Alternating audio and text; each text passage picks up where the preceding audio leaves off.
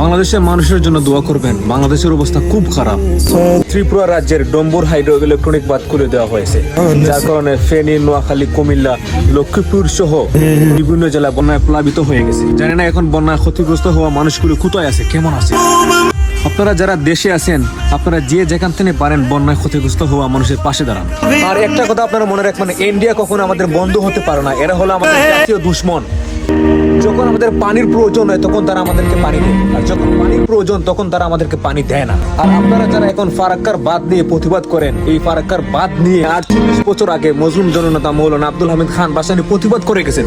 তার জীবনভর শুধু এই ফারাক্কার বাঁধ নিয়ে প্রতিবাদী ছিল। তিনি জানতেন এই ফারাক্কার বাঁধ একদিন আমাদের মরণ ফাঁদ হয়ে দাঁড়াবে। আর তিনি এটাও বলেছিলেন, আসাম আমার, পশ্চিমবঙ্গ আমার, ত্রিপুরা রাজ্যও আমার।